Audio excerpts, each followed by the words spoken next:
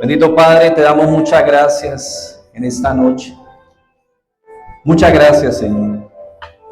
Muchas gracias porque cuando tú ibas a dejar este mundo para volver al Padre, tenías una preocupación profunda, genuina, y tú que lo sabes todo real. Y por eso tú prometiste a tus discípulos, nunca os dejaré huérfanos. Gracias porque hoy nosotros también nos vemos bendecidos con esa promesa y nos vemos bendecidos con esa afirmación. Nosotros tampoco hemos, como creyentes, quedado huérfanos. Por eso te damos gracias en esta noche, Espíritu Santo. Porque sabemos que como ese regalo que uno atesora, ese regalo hermoso que uno quiere concederle a esa persona que ama, que aprecia, a esa persona a quien uno quiere darle lo mejor de sí, esos regalos que uno piensa, pretende, y en lo profundo de su corazón sabe que va a comunicar parte de uno. Así tú preparaste la disposición para que la promesa y el regalo más hermoso que pueda recibir cualquier criatura dentro de la creación fuera una realidad para nosotros. Gracias, Señor Jesús, por ese regalo maravilloso de la persona, la presencia, la obra del Espíritu Santo en nuestras vidas. Te necesitamos, precioso Consolador. Tu fuerza en nuestra vida no es una opción. Nuestra dependencia acerca de ti no es una opción. Y tu acción en nuestra vida es definitiva. Porque sin ti no hay creyente. Sin ti no hay cristiano. Sin ti no hay nuevo nacimiento. Por eso, gracias, Espíritu Santo, te damos en esta noche especial. Y te rogamos que nos dirijas en este tiempo de la palabra. Tú la inspiraste, ilumínanos para encontrar en ella lo que tú quieres enseñarnos. En el nombre de Jesús, amén. Muy buenas noches, familia. ¿Cómo me los han tratado? Ah, bueno, pues así, muy bueno. Bueno, gloria a Dios. Bien, pues a veces, y todo el tiempo, ¿no? Porque recuerdo cuando estábamos con todo este tema de la pandemia, pues por todo lado había incertidumbre, ¿no? La gente, todos nosotros guardados en las casas, ante la incertidumbre de qué pasaba, no había vacuna, no había solución, no había respuesta. Y traigo ese tiempo porque en ese tiempo estaba toda esa incertidumbre, pero estamos ahorita y tenemos incertidumbre. Siempre hay incertidumbre, siempre hay, por alguna razón hay falta de certeza, por alguna razón hay esa incomodidad, esa duda, esa falta de tener tranquilidad frente al mañana. Las noticias por todos lados, Dios mío, eso es por un lado, y si hay guerra en un lado, entonces ya arrancó en el otro y en el otro, y hace un tiempo estábamos en Ucrania, ahorita estamos en el Oriente Medio, y así continuamente vamos encontrando situaciones, el diario vivir, nosotros, nuestra vida, nuestra familia, los hogares, se resuelve una situación, se resuelve otra, vamos viendo la luz sobre una situación, se pone oscuro otro tema. Bueno, es una lucha diaria que tenemos nosotros como seres humanos y frente a la cual obviamente se generan muchas incertidumbres y muchas inquietudes. Por eso hoy queremos hablar acerca de la fe en tiempos de incertidumbre, porque queremos hablar específicamente de cómo Abraham enfrentó la incertidumbre por medio de la fe en Dios. Pues la incertidumbre es exactamente eso. ¿Un antónimo de qué? De certeza.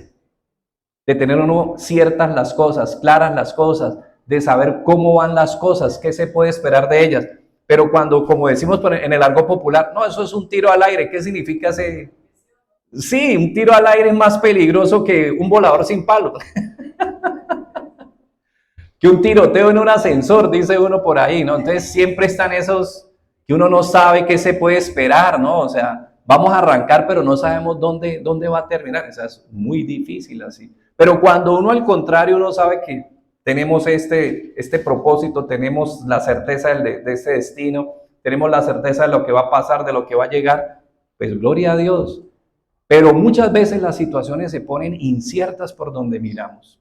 Por eso queremos mirar entonces un poquito a través de la vida de Abraham y visto lo que hemos dicho, ¿cierto? Buscamos muchas veces el corazón lleno de inquietud, zozobra, miedo. No hay quien te dé esa palabra firme, ¿no? Sino que al contrario, uno escucha a la gente, ¿no? Llena de pesimismo, de negativismo frente a tantas situaciones, ¿no?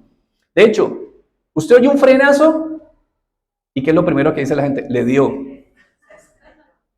Y resulta que puede ser un mal arranque, puede ser que, bueno, todo menos que sea necesario, pero ya tenemos esa predisposición. Y si uno va de pronto a buscar una noticia o información o no, pues peor todavía. Entonces, ni modo. La gente, pues lamentablemente, ¿qué busca? ¿No? Hasta prestidigitadores, buscan personas que supuestamente conocen el futuro y que pueden predecir y que de pronto pueden acercarnos, ¿no? Como a esa confianza.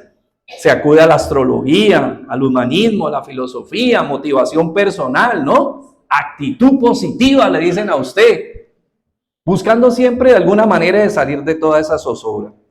Pero ahorita ya mirando así rápidamente, pasando a profundizar ya más en atención a lo que nos enseña la palabra, pues vemos que Abraham, el amigo de Dios, tiene una muy bonita lección que darnos, que es lo que queremos compartir. Definitivamente, él abocó la incertidumbre de la mano de Dios, actuó de manera, de hecho, casi temeraria. Ustedes recuerdan cuando dice que Abraham fue llamado y él salió ¿a dónde? A donde no sabía.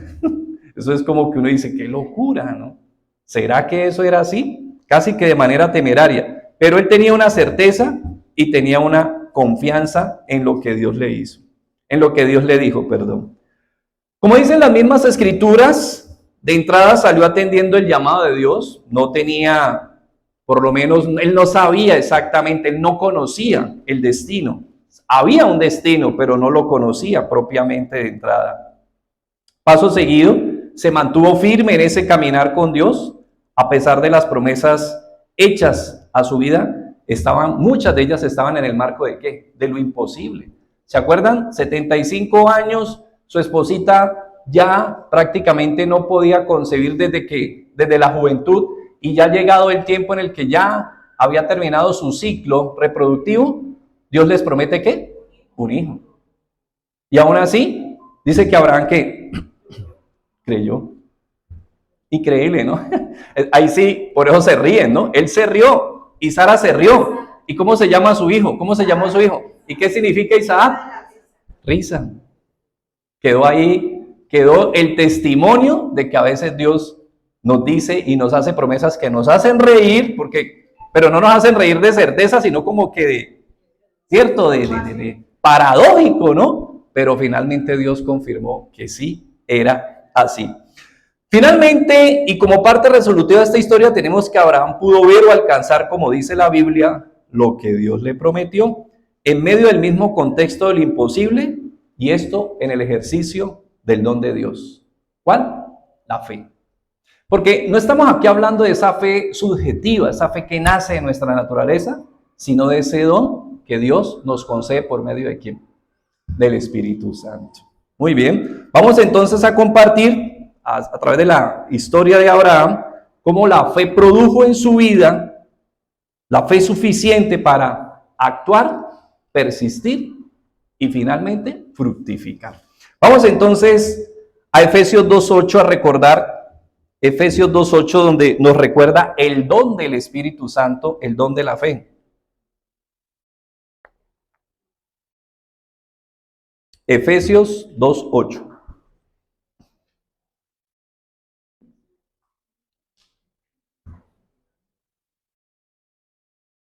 Porque por gracia, ¿por medio de qué?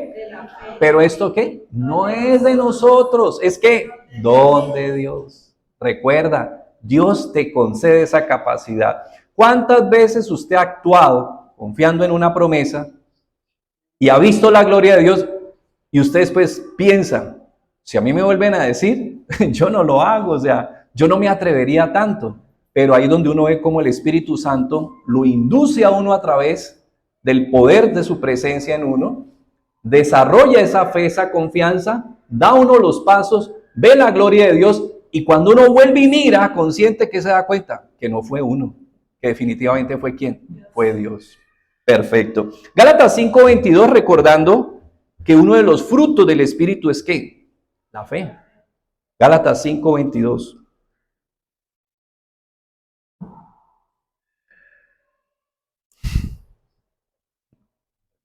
Y eso que están en el segundo piso y allá se oyen los niños, ¿no? Qué bendición. Mas el fruto del Espíritu es amor, gozo, paz, paciencia, benignidad, bondad, fe.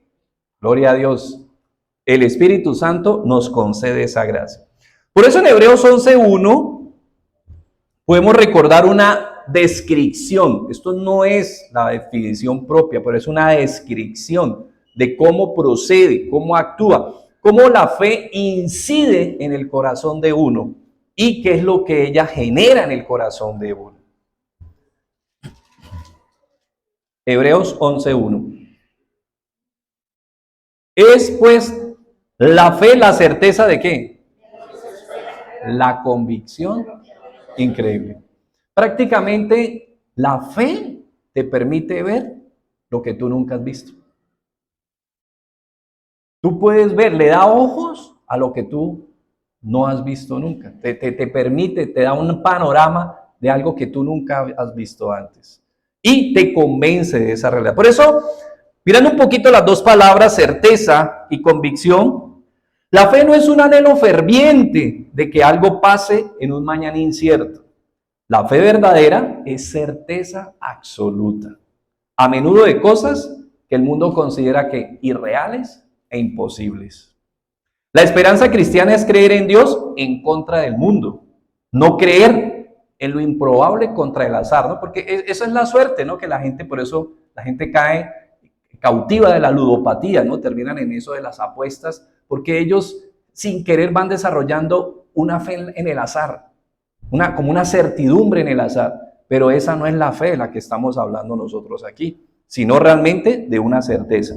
Si seguimos a Dios cuya voz audible no hemos oído nunca y creemos en Cristo, cuya cara no hemos visto jamás, lo hacemos porque nuestra fe tiene una realidad, una sustancia, una certeza que es inamovible. Por eso, dijo Jesús, tenemos una bendición especial. Miremos Juan 20:29. Entonces estamos hablando de la certeza. Juan 20:29.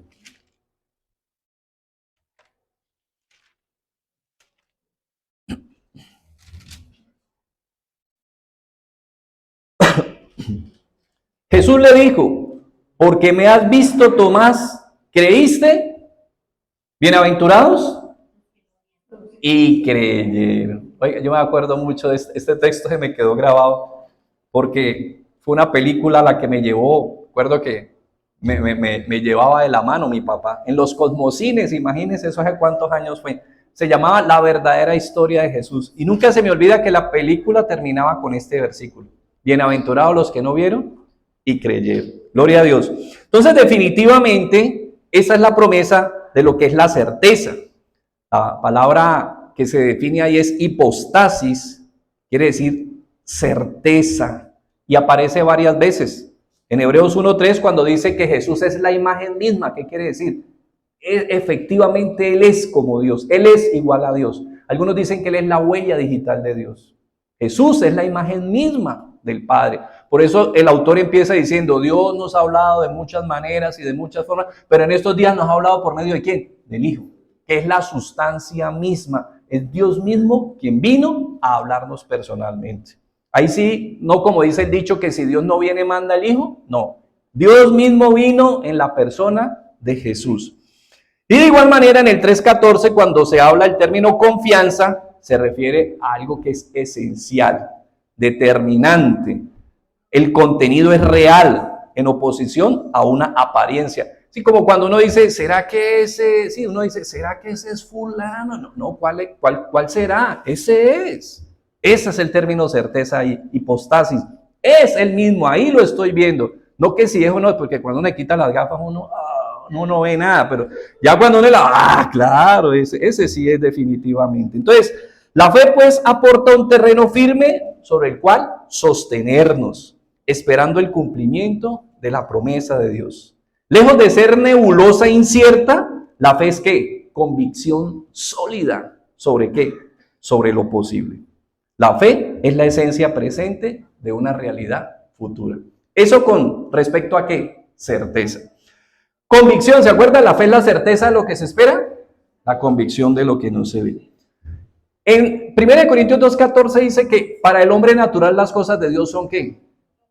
Porque él no las puede ¿qué? Entender. Esto es locura. Estar nosotros aquí, ¿qué es? Locura. ¿Por qué? Estamos perdiendo el tiempo, nos estamos perdiendo sábados felices. Nos estamos perdiendo de pronto alguna reunión, ahorita estar por ahí en el obelisco, recibiendo viento a la orilla del río, estar en el bulevar. Aquí para muchos nosotros estamos, ¿qué? Perdiendo el tiempo. Porque para el hombre natural todo es, ¿qué? Locura, porque no conoce la obra, no ha nacido de nuevo. Uy, gloria a Dios. Nunca es. Muchas gracias. Entonces, Hebreos 11:27 nos recuerda, Hebreos 11:27, dice, hablando acerca de Moisés. Y mire lo especial realmente de este texto, ¿no? Póngale cuidado bien a este texto. Hablando de Moisés, Hebreos 11:27, por la fe dejó Egipto, no temiendo la ira del rey. ¿Por qué? ¿Cómo se sostuvo? Increíble, ¿no? Como viendo al invisible. Y eso solo lo pueden ver los ojos de quién? De quienes tienen el Espíritu Santo. Solo pueden ver a Dios donde nadie más lo puede ver y puede tener la certeza de su presencia. Pero quien es salvo, pues no lo puede hacer porque no tiene forma de percibirlo. No cree en Dios ni en las realidades de su reino porque no tiene sentido espiritual. Mire, es que eso es lo que acontece cuando el Espíritu Santo viene a nuestras vidas. Nos da vida. Discúlpeme de pronto el ejemplo. Usted, una persona ya muerta, usted le chuza, usted le pellizca, usted le habla, ¿qué reacción tiene? Ninguna, porque no tiene ya vida. Entonces mira que uno no entiende a veces que el Espíritu Santo ha venido a darnos vida, por eso ahora nosotros respondemos, tenemos una respuesta a la acción de Dios. ¿Por qué? Porque hay estímulos de vida, porque el Espíritu Santo ahora está en nosotros. Entonces no cree en Dios, no cree en las realidades de Dios porque no tiene sentidos espirituales. Es como un ciego que se niega a creer que la luz existe porque nunca la ha visto. Y esa es la realidad, ¿no? De quien no conoce. Pero la fe espiritual es radicalmente diferente a la fe natural de una manera importante. No es natural como nuestra confianza en el agua, en el dinero, en el médico, sino que realmente es algo sobrenatural. Por eso leímos Efesios 2:8, ¿no? Dice que no es por obra, sino que es por qué. Dice, porque por gracia sois salvos por medio de la fe. Pero esto no es de nosotros, o sea, esa fe no fue producida en nosotros, sino que fue dada por ¿quién? Por Dios. Entonces, tal como la confianza natural viene con el nacimiento natural, la confianza espiritual viene ¿de quién? De Dios. Es Él quien nos da esa certeza. Por eso Hebreos 12:1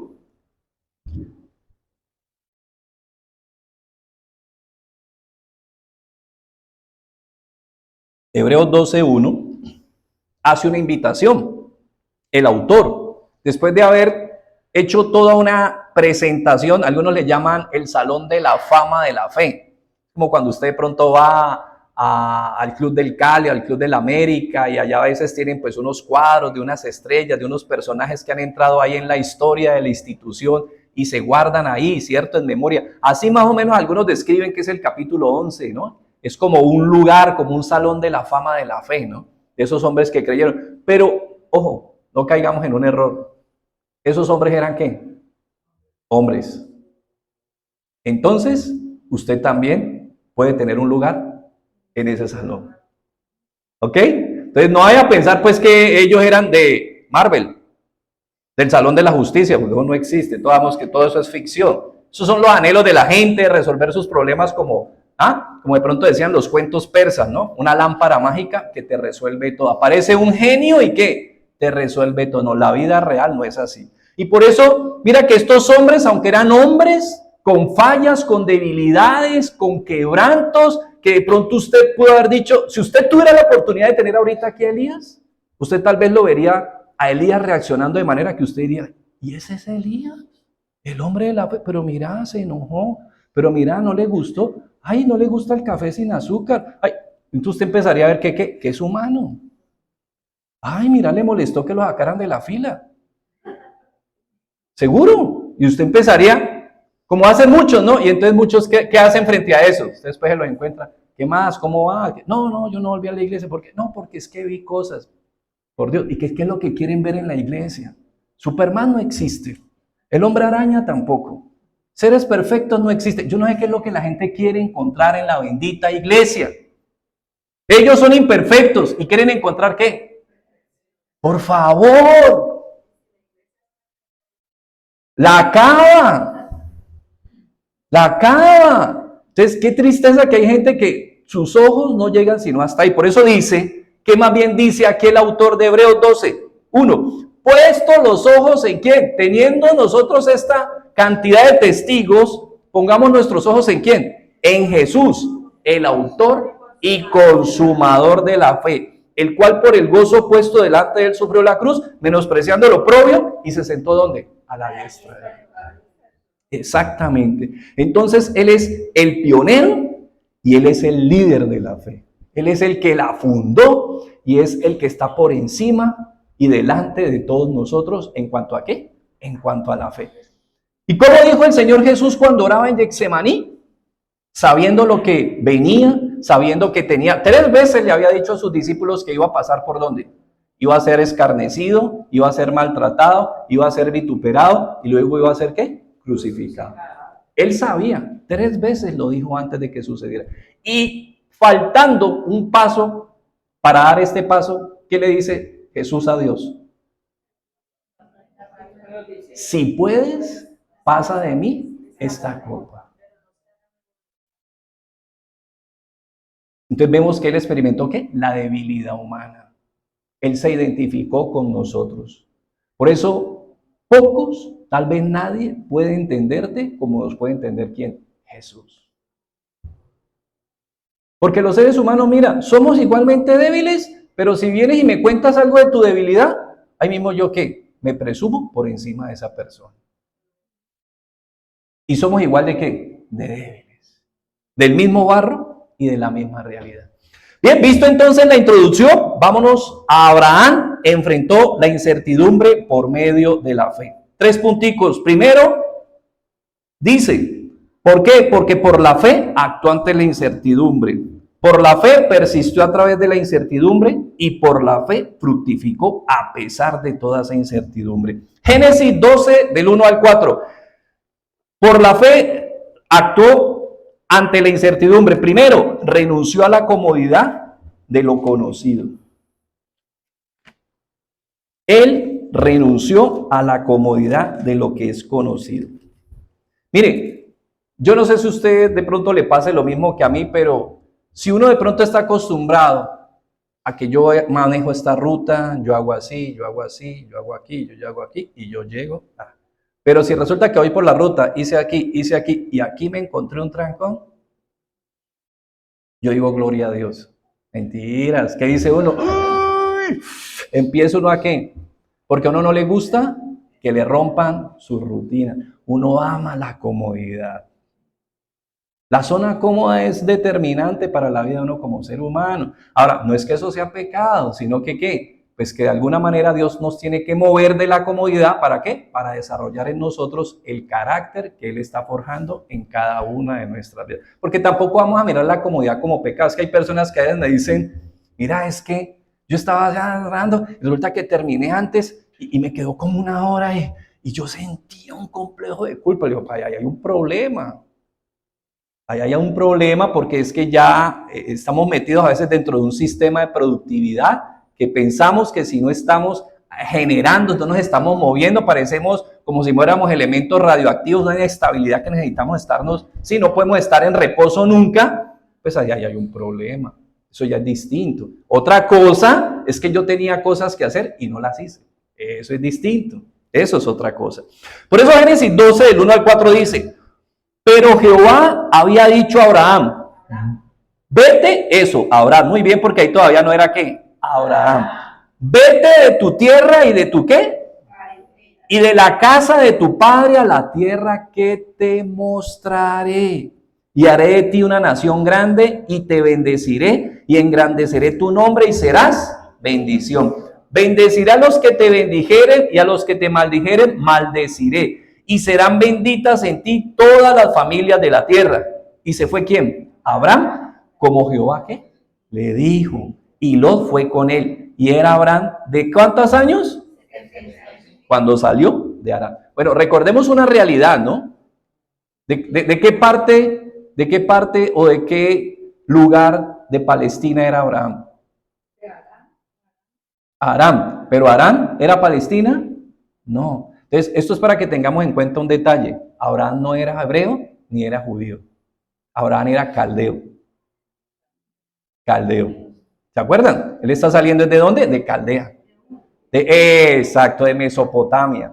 Entonces, él no era hebreo para que partamos de ahí, ni menos pues judío porque todavía no estaba la tribu, ni se había constituido la nación de Judá, no se habían dividido las tribus. Entonces, esto para que entendamos que el patriarcado nace obviamente de alguien completamente ajeno. Es más, dice que Abraham moró en esta tierra, pero nunca fue dueño de nada. Nunca tuvo nada propio, solamente la tumba que él compró en Malpela para enterrar ¿a quién? A su esposita, y donde luego él también fue depositado. Pero nada fue de él. Pero Dios le dijo, nada va a ser tuyo, pero tu descendencia la heredará. Y bueno, la heredó. Pero eso para que tengamos claro, mire aún, él venía de un lugar completamente ajeno y donde él llegó no sabía. Y en esa época no había GPS. No, que me llama la atención porque hoy en día cuando yo reviso lo que hace un GPS, inmediatamente empezaba a acordarme de Abraham, porque él no sabía para dónde iba. Pero mire que uno a través de un GPS, muchas veces uno no sabe para dónde va. A veces ¿cierto? Me dice Patricia o alguien, vamos para tal lugar. Yo le digo, listo, manden la ubicación. Y uno pone la ubicación. ¿Esto dónde es? Dice uno. Y eso empieza a la derecha, a la izquierda, derecho, ¿qué es la izquierda? ¿Y uno qué hace? Sigue las instrucciones, sigue las instrucciones, sigue las instrucciones, sigue las instrucciones. ¿Cuándo qué? Llegamos. Bueno, ese margen de error está, ¿no? Ese margen de error y pasa muy común. Pero lo increíble es que uno llega a lugares que uno dice, yo acá no hubiera llegado pues a que alguien me diga, vaya aquí, vaya. Bueno, la bugueña nunca falla, ¿no? Panadería tal, ferretería tal. Esa bugueña siempre ha sido famosa. Pero definitivamente es increíble lo que hace un GPS. Cómo lo va ubicando a uno y uno finalmente llega a su destino. Entonces, vemos que Abraham, increíble, él también salió sin saber a dónde iba y abandonó ¿qué? La comodidad de lo que él conocía, que no es fácil. Y muchas veces usted y yo tendremos que salir de la zona de confort hacia una zona que nosotros no tenemos ni idea. Y ese es el paso de la vida de la fe. El paso de la vida de la fe es salir de lo que nosotros aparentemente manejamos, creemos, entendemos, a donde nosotros no sabemos. Y Dios empieza a actuar en tu vida y el primero que se empieza a sorprender es ¿quién? Uno mismo. Porque uno empieza a descubrir cosas de la vida de uno, capacidades, habilidades de la vida de uno, que si Dios no nos pone en las situaciones que nos pone y nos lleva como nos pone y nos llama a ser obediente frente a ciertas situaciones, no vamos a poder descubrir en algún momento.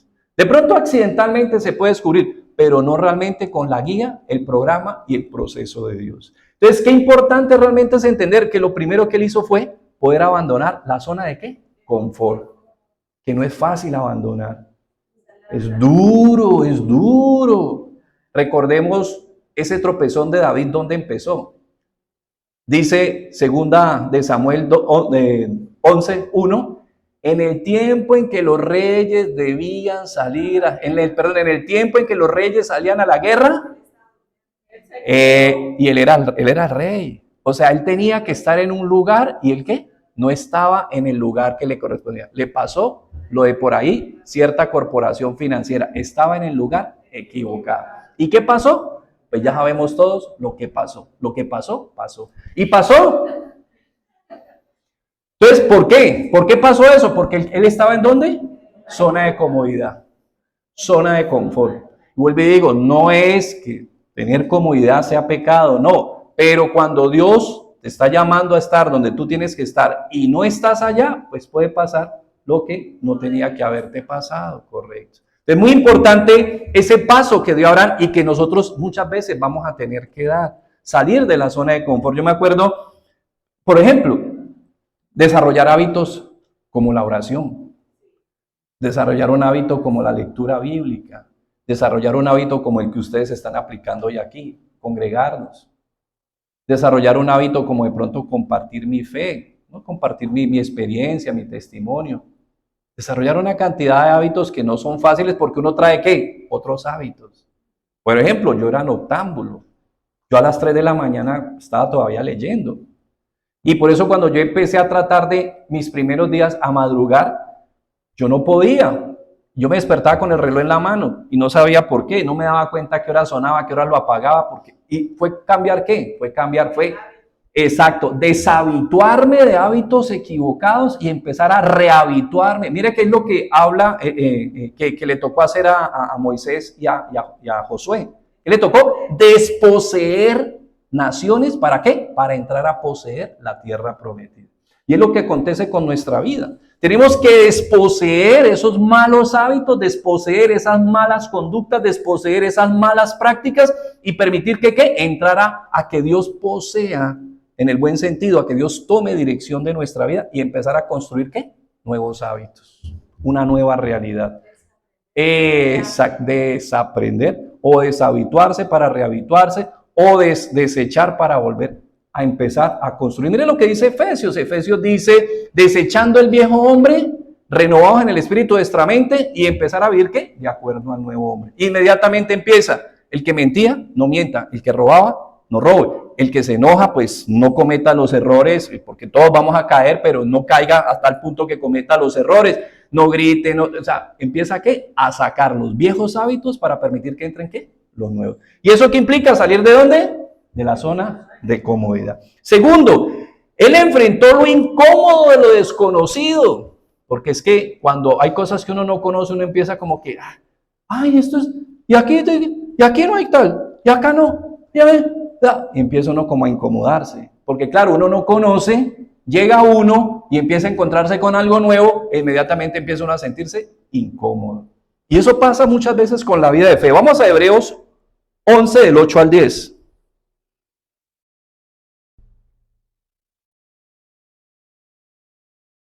Hebreos 11, del 8 al 10. Él enfrentó lo incómodo de lo desconocido. Y eso es este caminar, ¿no? Uno muchas veces hay cosas que uno no, Dios te está enseñando, Dios te está llamando, Dios te está desafiando, Dios te está invitando, Dios te está guiando. Pero como se encuentra uno con temas desconocidos, uno piensa, ¿qué es lo primero que uno dice? No, yo pienso, no, esto no es lo mío. No, yo aquí no voy a durar. No, yo aquí no, yo ya vi que eso aquí no, yo ya vi. Empieza uno a incomodarse inmediatamente. Dice, por la fe Abraham, siendo llamado, obedeció para salir al lugar que había de recibir como herencia. ¿Y qué decimos? Salió sin saber. ¿Usted no le ha pasado que es que usted sabe que las fotos venden todo, ¿no? Y eso a veces le venden a uno unos hoteles y unas habitaciones increíbles. Y usted llega ahí, ay, eso era. Y usted mira la foto, claro, eso la acomodaron así de medio lado, eso lo maquillaron, ¿no? Y usted dijo, ya cuando usted llega, le toca salirse para que entre el internet.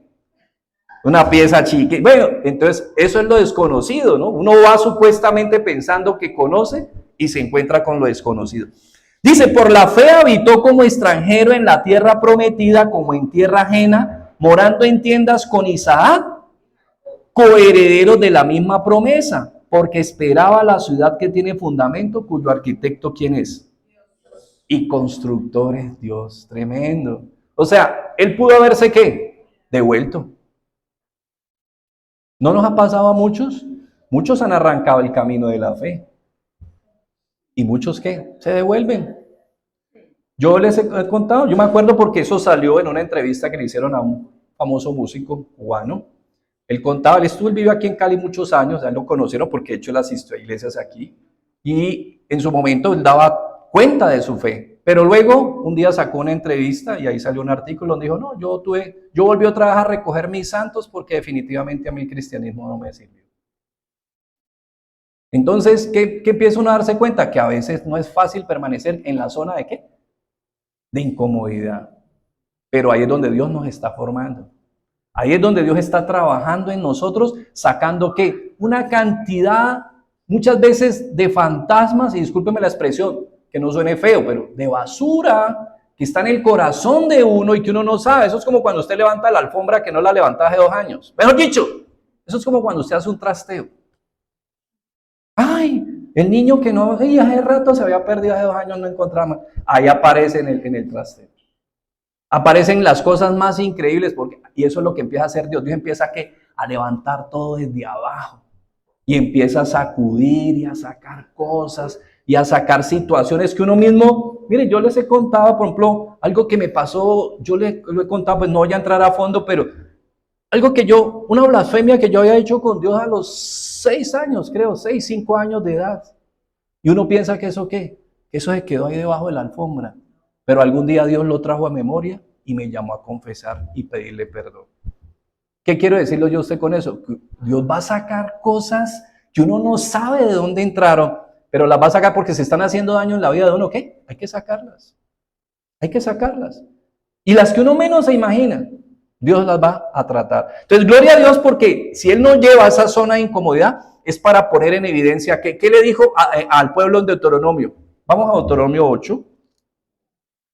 Lo que Él dice, por dónde lo llevó y para qué lo llevó por donde lo llevó. Eso no fue porque, vamos a ver qué cara hacen. No, por Dios, algunos tienen como esa idea de Dios, ¿no? Como que, no, una vez se lo dice, ¿no? Todos pasamos por ahí peleando con Dios, ¿no? A veces, o discutiendo, ¿no? Pero ¿por qué me toca a mí esto, Señor? Y uno empieza, ¿y por qué a Leomar? No, entonces uno no quiere meter que también lleve el bulto con uno, ¿no? ¿Y por qué a Yolanda? No. Si te toca, pues te toca. Dice 8, ya, versículo 2. Y te acordarás de todo el camino por donde te ha traído Jehová tu Dios estos 40 años en el desierto. Ojo, para afligirte, para probarte, ¿para qué?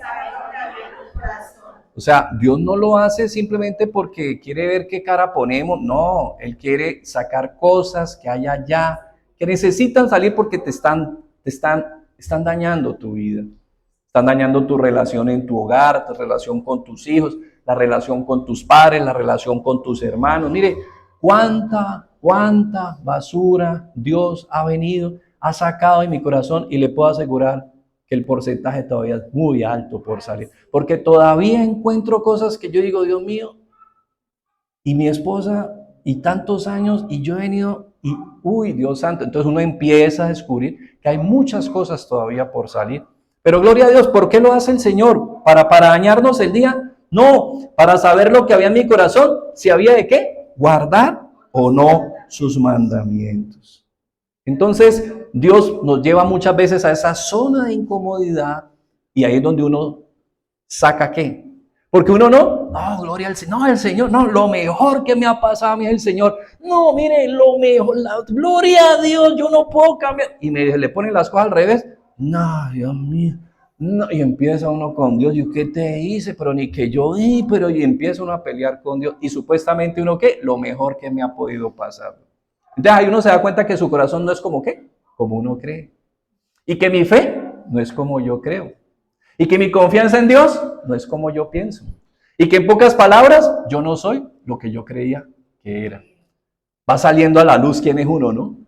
Va saliendo a la luz quién es uno, y uno empieza, ese soy yo, ese es uno. Porque una cosa es lo que yo creo, ¿no? Entonces ustedes han visto una historia que me parece muy dura. Eso se llama identidad, se llama esa historia. No sé si ustedes la han visto, una escena muy dura, donde hay un hombre que supuestamente él está en un hotel donde han habido pues diferentes desapariciones de personas, ¿no?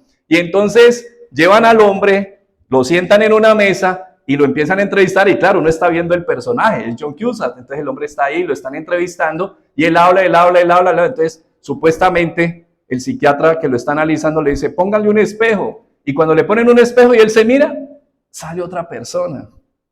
Y uno dice, qué locura. De hecho, una vez un joven me decía, uy, no, esa película a mí me generó miedo. Porque yo a veces pienso lo mismo, que cuando yo mire el espejo vaya a ver otra persona. O sea, ¿qué es lo que está tratando de mostrarte la historia? Que uno a veces se ve como uno se cree que es, pero no como qué, como uno es. Por eso Dios lo lleva a uno a esa zona y fue lo que hizo con Abraham. ¿Para qué? Para que él viera, para que uno vea y para que uno conozca quién es uno. Para que uno no se crea que uno es él, que uno es, como el cuento, no, usted no sabe quién soy yo, pero Dios sí. Dios sí sabe quién es uno. Y uno puede vender, mire, uno puede vender una imagen increíble y la puede vender por muchos años. Pero finalmente el filtro divino no lo pasa a uno. No lo va a pasar así como uno cree. Finalmente, hablando acerca de que por la fe actuó ante la incertidumbre, renunciando a la comodidad de lo conocido y enfrentando lo incómodo de lo desconocido, lo increíble es que él creyó lo inconcebible. Recordemos, Génesis 15, del 5 al 7.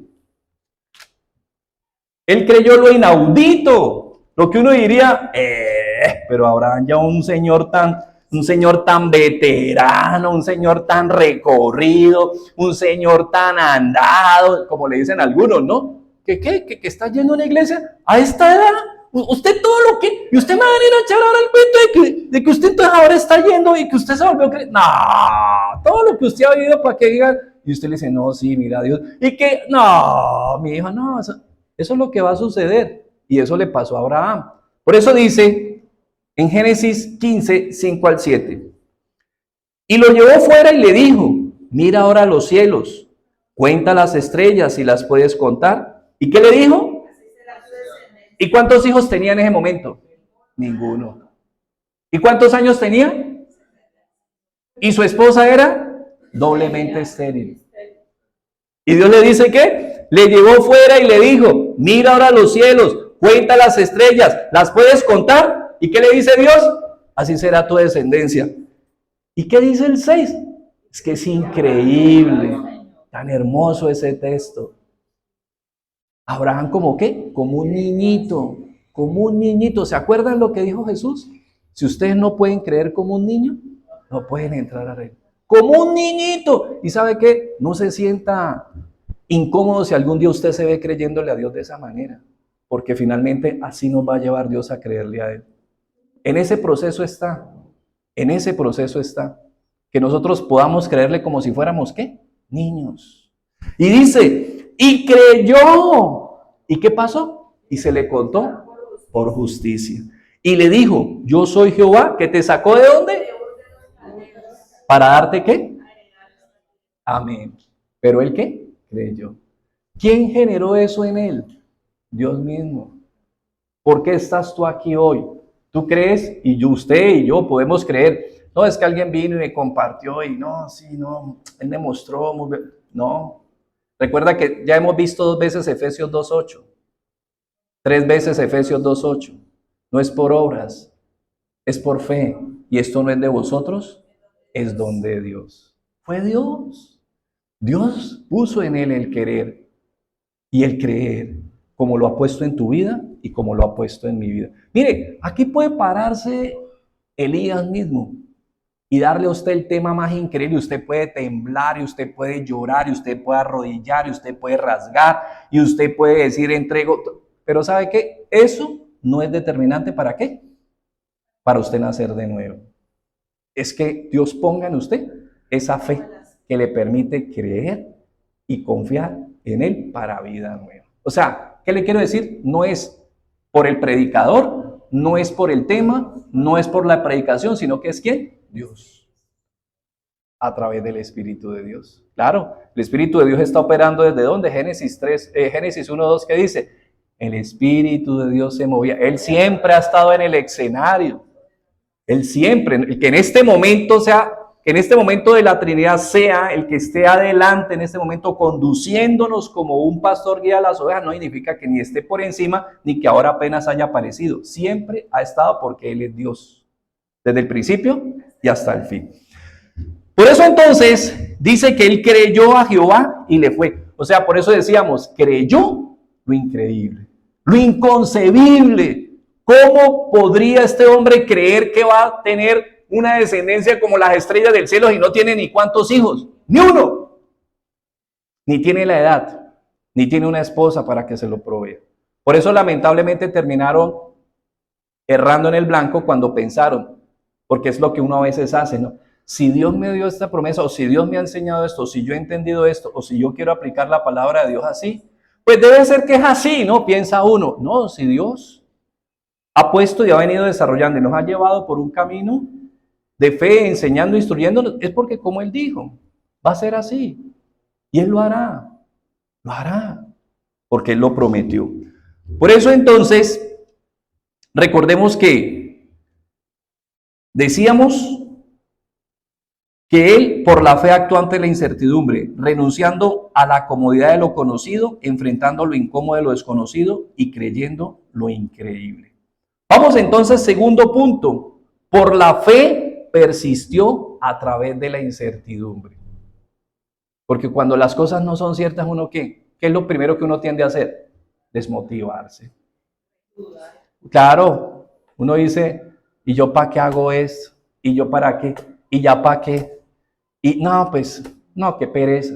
No, yo no tal. Y una vez, ve, ¿qué pasó? No, yo eso lo dejé. No, yo eso lo desestimé. No, yo eso lo cerré. No, yo eso tal cosa. No, no le va a pasar como el señor que tenía una ferretería, entonces alguien fue y le dijo, por favor, un destornillador. No, caballero, no tengo. Bueno, vino otro. Volvió el señor, por favor, un martillo. No, no tengo, amiguito. Y luego volvió otro. Amigo, por favor, un alicate. No, no tengo. Entonces alguien que estaba viendo todo el tiempo le dijo, ¿y por qué no cierra? Porque no tengo candados. Entonces uno muchas veces se desmotiva. Uno se desmotiva. ¿Por qué? Porque, pues, obvio, ante la incertidumbre, ¿quién va a salir, no? Nadie. Por ejemplo, una vez usted ha visto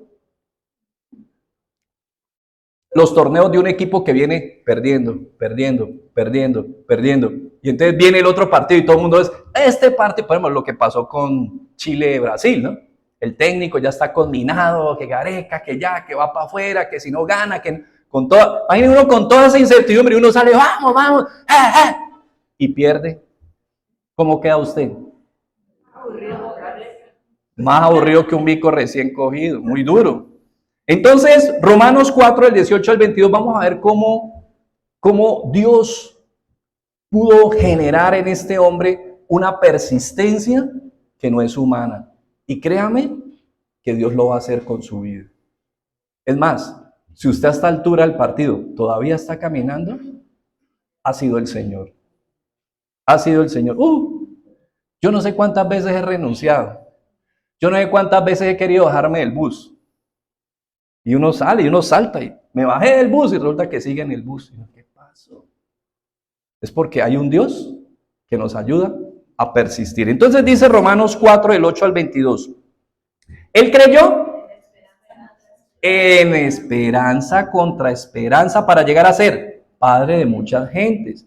Conforme a lo que se le había dicho, así será su descendencia. Y no se debilitó, ahí viene el tema, ¿no? En la fe al considerar que ni su cuerpo ni a su esposa.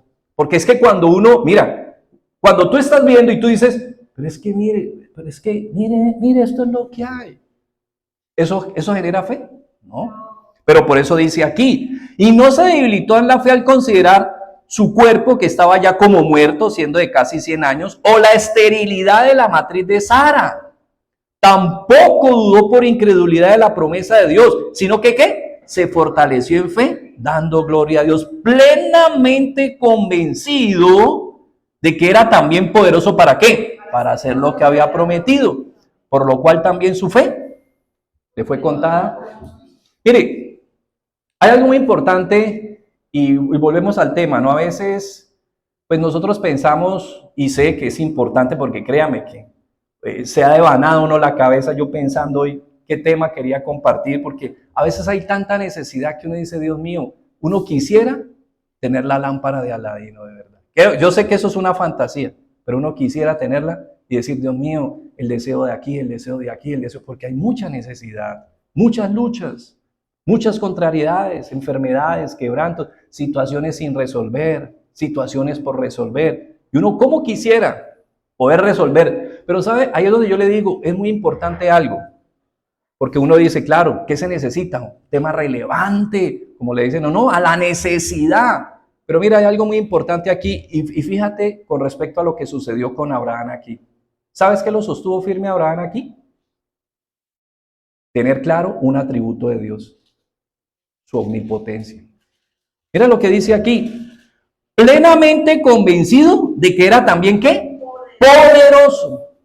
Entonces, mira, no desestimes la teología, porque es que una vez dice, pero es que los temas como doctrinales, como que, ten cuidado. Exactamente, porque tú siempre vas a actuar de acuerdo a lo que tienes en donde, aquí. Y mírenlo, no solo lo dice aquí, ¿se acuerdan que en Hebreos dice que cuando él fue a entregar su hijo, él lo fue a entregar convencido de que Dios era ¿qué? Poderoso para volverlo a levantar. Porque es que Dios se le manifestó a él. En Génesis 17, ¿y qué le dijo? Yo soy el Dios ¿qué? Omnipotente. ¿Así es o no es ahí? Vamos a mirar Génesis 17.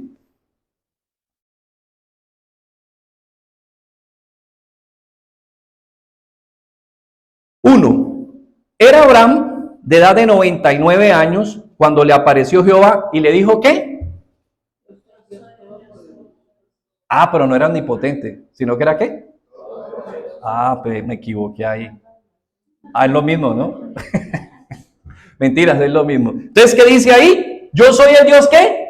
Todopoderoso. Anda delante de mí y sé perfecto. Mire, Abraham tenía claro. Entonces, mira, no desestimes la doctrina, ni desestimes la teología, porque muchas veces ella es la que, no ella, sino la luz de Dios, la palabra de Dios es la que nos va a sostener, porque ese es el trabajo que hace el Espíritu Santo. ¿Es a través de qué? De la verdad que ha sido mostrada a nosotros o que ha sido revelada a través de las Escrituras. Entonces vemos cómo él se sostuvo. Mire, ante la falta de resultados, de fruto o de respuestas a una necesidad presente, ¿qué viene? Desconsuelo y se rinde uno.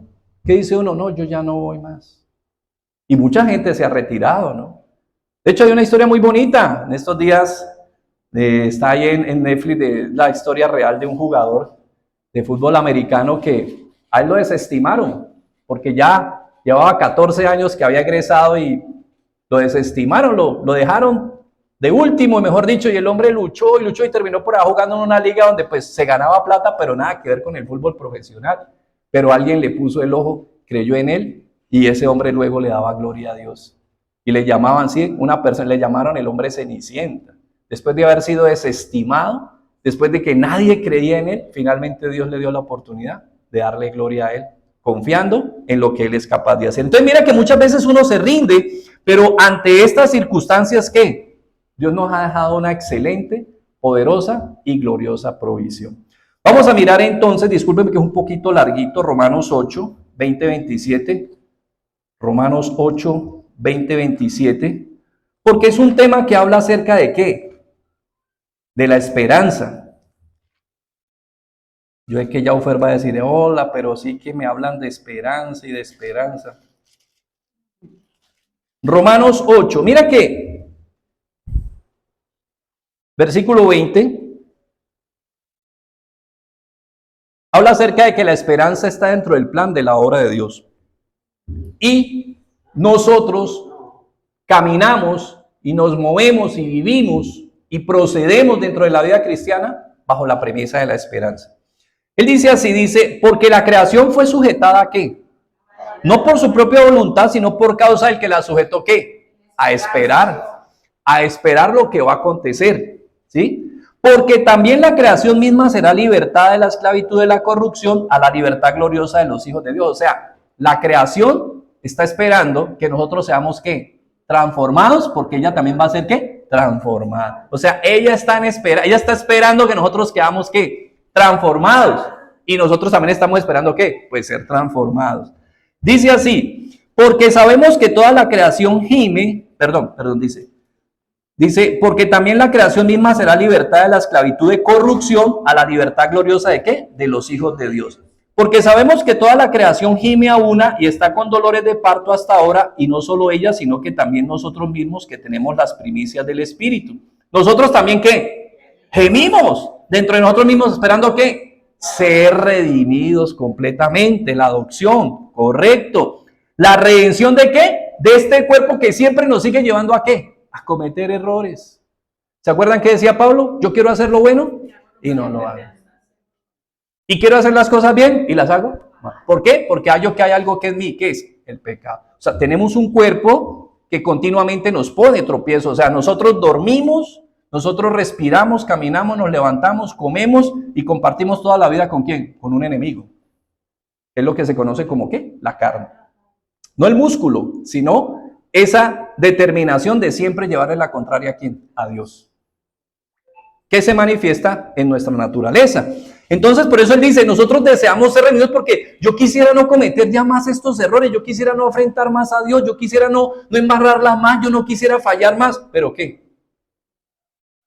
Volvemos otra vez y fallamos y se nos vuela el indio y se nos sale y lastimamos y Dios mío, y dice Señor, y yo para qué te busco y vuelvo y entonces esa lucha quisiéramos que fuera erradicada. Entonces dice, porque en esperanza fuimos ¿qué? Salvos. Pero la esperanza que se ve no es esperanza, porque lo que alguno ve, pues uno no lo espera. Pero si esperamos lo que no vemos, con paciencia lo aguardamos. Y de igual manera viene aquí lo que yo quería llevarles. Quería que se contextualizaran. El Espíritu nos ayuda ¿a qué? Por eso hablábamos. ¿Qué decíamos? Cuando las cosas no se dan, ¿qué tiende uno a qué? A rendirse, a entregarse, a desilusionarse, a frustrarse. ¿A qué? A volver atrás. Pero ¿quién nos ayuda? Él es el que está ¿para qué? Para ayudarnos cuando nuestra esperanza se vuelve ¿qué? Frágil, débil, cuando se rinde, cuando cede, cuando se quiebra, cuando se entrega. Ahí es donde ¿qué? ¿Quién entra a ayudarnos? El Espíritu Santo. Dice aquí claramente. Y de igual manera el Espíritu nos ayuda en nuestra debilidad. Pues ¿qué hemos de pedir qué? Como conviene, no lo sabemos. Pero el Espíritu mismo intercede por nosotros ¿con qué? La creación gime, nosotros gemimos. ¿Y el Espíritu Santo qué? Gime. O sea, Él está clamando al Señor para que nosotros también seamos fortalecidos, dice aquí claramente, con gemidos indecibles, mas el que escudriña los corazones, ¿sabe qué? ¿Sabe qué es lo que tú estás pasando? Y el Espíritu Santo está intercediendo por tu vida de acuerdo a qué? A lo que tú estás pasando. Porque a nosotros nos pasa, como nos suele pasar a veces, discúlpeme particularmente, ¿no? ¿Qué dice uno? Tengo ganas de comer algo, pero no sé qué. ¿Sí o no?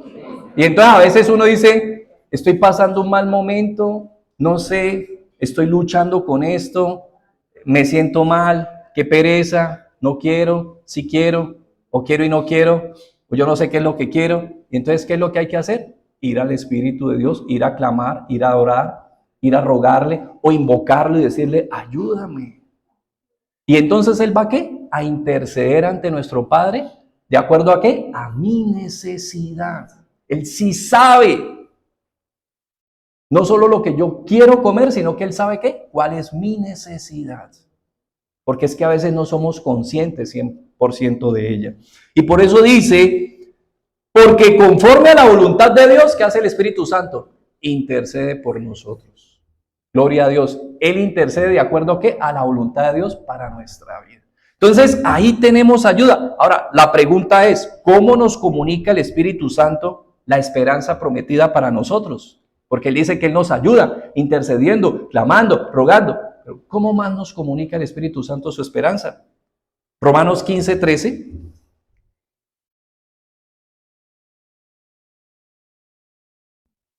Romanos 15:13. Dice, y el Dios de esperanza os llene de todo gozo y paz en el creer. ¿Para qué? ¿Por el poder de quién? Ahora, ¿cómo el Espíritu Santo, luego de que me ayude a interceder, cómo hace para infundir, para comunicarme su esperanza. Entonces, ahí mismo en el Romanos 15, versículo 4. Romanos 15, 4. Porque las cosas que se escribieron antes, para nuestra enseñanza se escribieron, ¿a fin de qué? De las Escrituras, tengamos esperanza. Sí, la cogió. El Espíritu Santo te comunica la esperanza que Él te va a comunicar por medio de qué? De la palabra de Dios. Exactamente.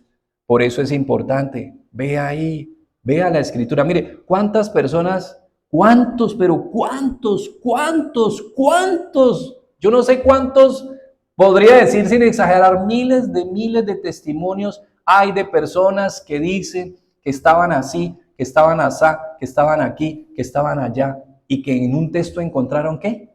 La suficiencia para levantar. Mire, nada más recuerdo una tía, estaba mi tío enfermo en Bogotá, con un cáncer muy delicado, y ella me dice, y estábamos allá, y pasan los días, y no había respuesta, y no había respuesta, y no había respuesta, y ella sin saber, uno por aquí orando, y ella ya en su situación, y dice, hasta que ella en un texto bíblico encontró fuerza, y dijo, me da el favor, hasta aquí llegamos, ayúdeme para que yo me lo vaya a llevar para Cali, porque no, pero que sí, que no, me da el favor, y tomó la decisión, no, que pronto no llegue, que sí llegue, que finalmente aquí llegó, aquí vivió unos meses más, y finalmente pues descansó en el Señor, en su tierra, en su casa y con su familia.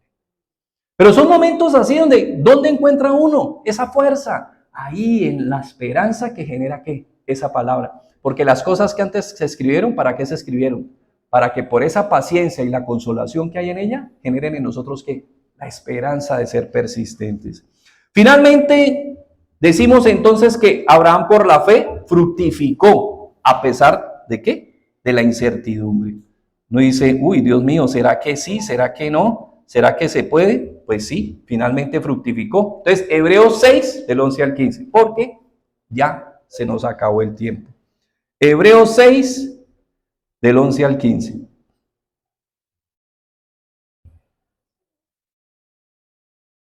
Que de hecho es una exhortación que está haciendo el autor de Hebreos a los destinatarios, ¿a qué? A que sean persistentes, ¿cuándo? Hasta el final. Pero mire que aquí estamos viendo que ¿qué? ¿Quiénes son los destinatarios de Hebreos? Personas que habían caminado en la fe y ¿qué? Se volvieron atrás, se frenaron, se estancaron, se quedaron ahí, perdieron de vista hacia dónde iban. A todos nos pasa, ahí están unos destinatarios, miren. Para eso se está escribiendo. ¿Y qué dice? Pero deseamos que cada uno de vosotros muestre ¿qué? La misma solicitud, ¿hasta cuándo? Para plena certeza ¿de qué? De la esperanza. A fin de que no nos hagamos ¿qué? Perezosos, sino imitadores de aquellos que por la ¿qué? La fe y la paciencia heredan las promesas. Porque cuando Dios hizo la promesa a Abraham, no pudiendo jurar por otro mayor, juró por sí mismo diciendo, de cierto te bendeciré con abundancia y te multiplicaré grandemente. ¿Y qué pasó? Habiendo esperado con paciencia, entonces uno pensará, ¿no? Que, Abraham esperó y que él no se rendía y que él no dudaba y que él no, él tuvo que haber pasado por muchos momentos como usted los pasa. Y usted se bajonea y usted no, uno dice, no, yo quedé en el piso. No, uno a veces queda a veces 3 metros debajo del piso. Uno a veces queda en el inframundo, queda uno ahí que uno, oh, Dios mío. Uno se siente como Jonás cuando estaba en ese gran pez que estaba no sé, pero él dice que se sentía en las profundidades, o sea, porque él ahí no podía medir si estaba arriba o abajo, pero estaba ahí en un hoyo, atrapado. Ahí muchas veces se siente uno que no tiene salida.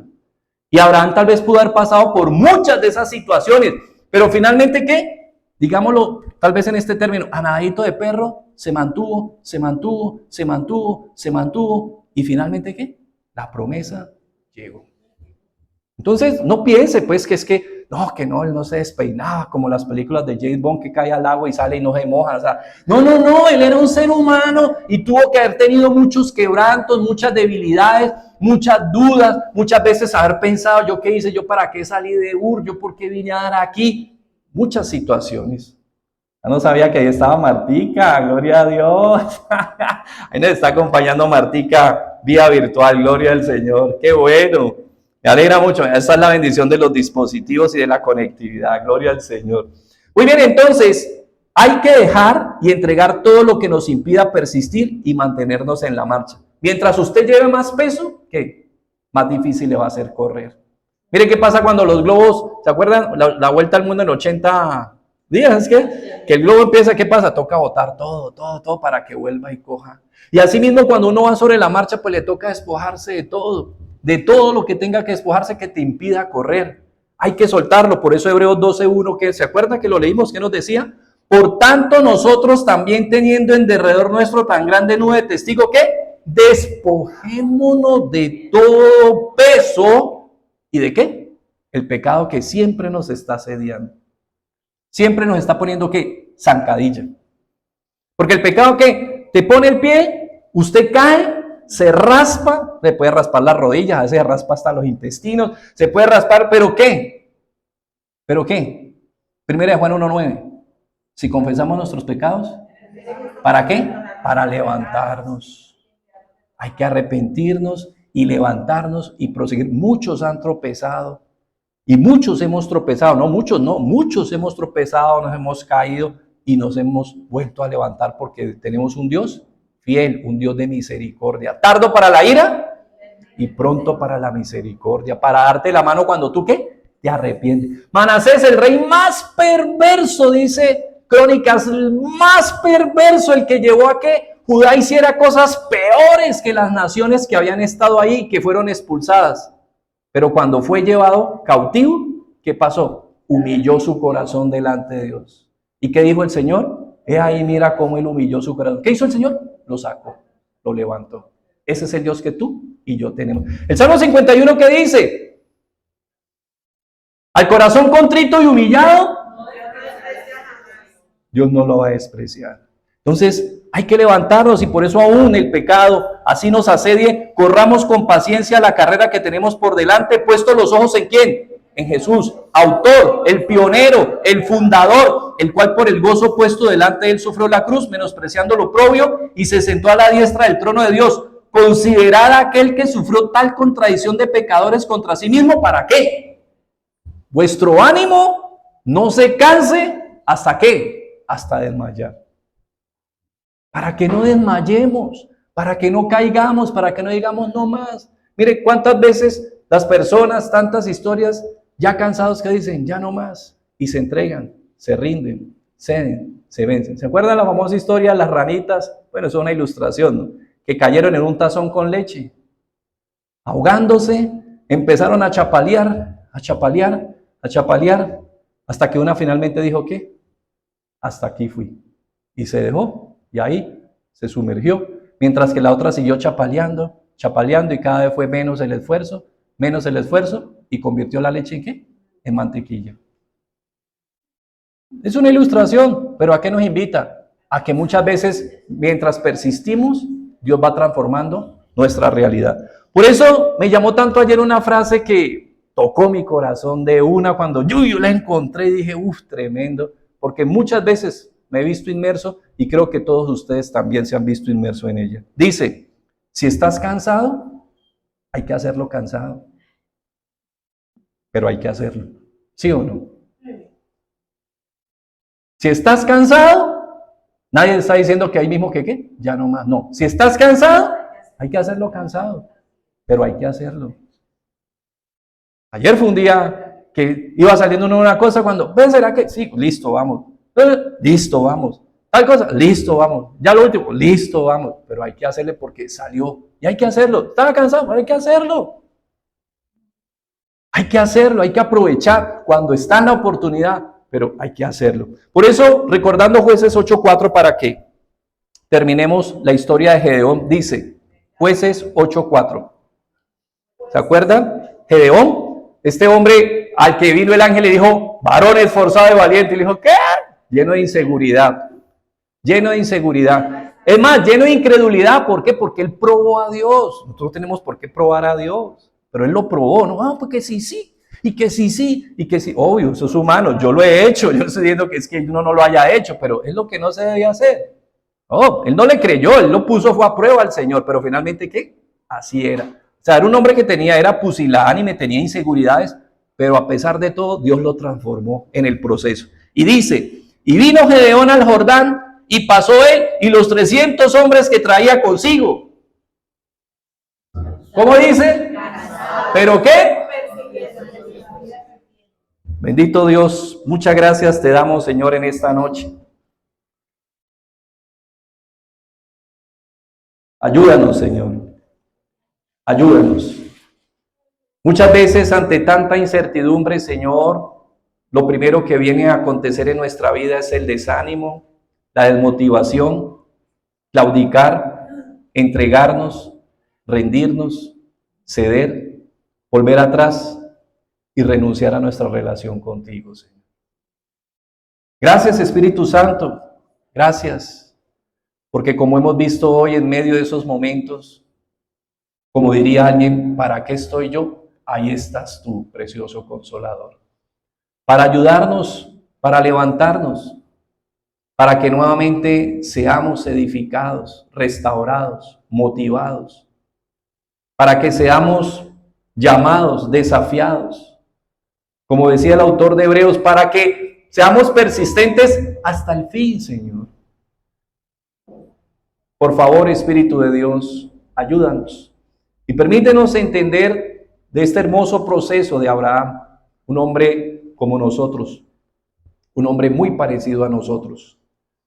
Y permite que pongamos los ojos en la persona correcta, Señor.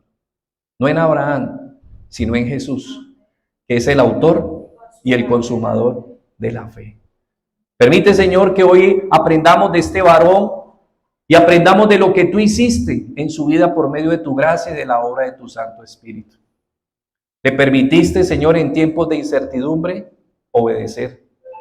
Le permitiste, Padre de la misericordia, persistir. Y finalmente le permitiste fructificar. Señor, permítenos recordar a José, quien a sus 2 hijos les colocó nombres que le permitieron identificar lo que fue parte de su proceso cuando fue vendido y fue llevado a Egipto. Al mayor le colocó Manasés, porque él tenía claro que había que dejar el pasado atrás. Las cosas pasadas tenían que quedar en el pasado. Él tal vez no sabía que su padre lo buscaba. Él tal vez no supo que su padre nunca entendió lo que pasó. Pero él tuvo que tomar una decisión si tenía que ir hacia adelante. Y era dejar el pasado atrás. Y por eso luego le puso a su hijo segundo Efraín, que significaba en la tierra que fui afligido, disfruto. Así, Señor de la gloria, permite que nosotros también hoy, Señor Jesús, pongamos nuestros ojos y nuestra confianza en ti para que nos permitas hacer división entre lo que ya fue y nos permita fructificar donde quiera que tú nos ubiques y nos importa cuál sea la circunstancia. Ayúdanos, Señor. Es muy fácil confiar en ti cuando las cosas nos salen bien. Es muy fácil descansar y confesarte y es muy fácil, Señor, sentirnos motivados y sentirnos estimulados en la fe cuando las cosas marchan como nosotros suponemos que son bien. Pero te damos gracias porque, Señor, hemos visto que en medio del quebranto, de la necesidad y de la aflicción, tú nos llamas a tu comunión y ahí, como dice el profeta Oseas, nos llamas al desierto y hablas a nuestro corazón, Señor. Permite entonces que en esta noche, oh Dios, podamos depositar nuestra confianza y nuestra esperanza en ti y te rogamos que nos ayudes a seguir perseverando en tu camino, a seguir perseverando en nuestra comunión contigo y a descansar en medio de la desesperanza en el consuelo y en la obra maravillosa de tu Santo Espíritu.